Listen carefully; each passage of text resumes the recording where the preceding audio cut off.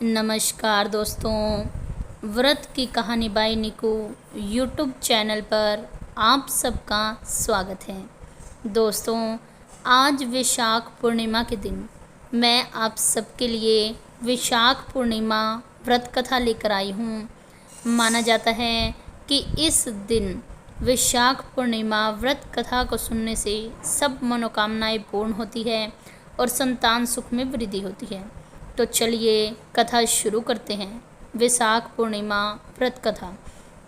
एक बार द्वापर युग के समय माता यशोदा ने भगवान से पूछा, पुत्र तुम इस संसार के पालन करता हो, मुझे ऐसा कोई उपाय बताओ जिससे मृत्युलोक में किसी भी स्त्री को विधवा होने का भय न रहे और न ही उसे निसंतानता का दुख देखना पड़े। तब भगवान श्री कृष्ण ने अपनी माता यशोदा से कहा कि मैं आपको एक ऐसे व्रत का विस्तार बताता हूँ। सौभाग्य प्राप्ति के लिए हर महिला को 32 पूर्णमासी तक व्रत करना चाहिए। इससे संतान और सौभाग्य की रक्षा होती है। कांतिका नामक नगर में एक चंद्रहास्य नाम का राजा राज्य करता था। उसके नगर में एक धनेश्वर नाम का ब्राह्मण अपनी पत्नी सुशीला के साथ रहता था।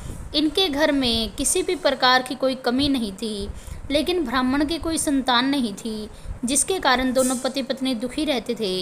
एक बार उस नगर में साधु आया जो सभी घरों से भिक्षा मांगकर गंगा नदी के किनारे भोजन बनाकर जीवन यापन करता था। लेकिन वह साधु धनेश्वर के घर भिक्षा मांगने नहीं गया।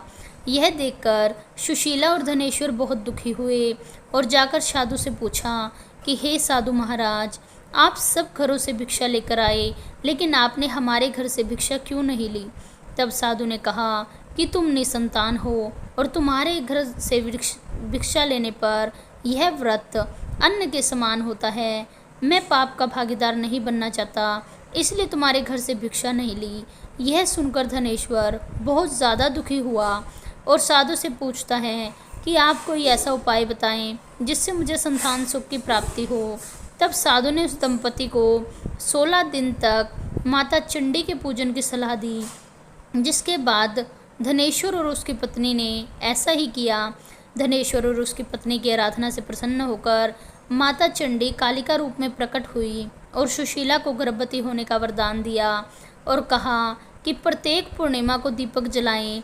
ऐसे ही सभी पूर्णिमा को दीपक की संख्या बढ़ाती जाना जब तक 32 दीपक न हो जाएं। माता के आशीर्वाद के फल स्वरूप सुशीला गर्भवती हुई। माता काली के कहे अनुसार वह दीपक जलाती रही। माँ काली की कृपा और आशीर्वाद से दंपति के घर एक सुंदर पुत्र जन्मा, जिसका नाम धनेश्वर और सुशीला ने देवदास रखा। देवदास जब बड़ा हुआ तो धनेश्वर ने उसे विद्या ग्रहण करने के लिए काशी भेजा। काशी में देवदास के साथ एक अजीब दुर्घटना घटी, जिसके कारण धोखे से देवदास का विवाह हो गया। जब देवदास ने बताया कि वह अल्पायु में है, फिर भी उसका विवाह जबरन करवा दिया गया। कुछ समय बाद जब काल देवदास के प्राण लेने आया तो काल देवदास के प्राण नहीं ले पाया। तब काल ने यमराज से कहा कि वह देवदास के प्राण लेने में असमर्थ है, जिसके पश्चात यमराज ने इसके पीछे का कारण जानने के लिए भगवान शिव और माता पार्वती के पास गए।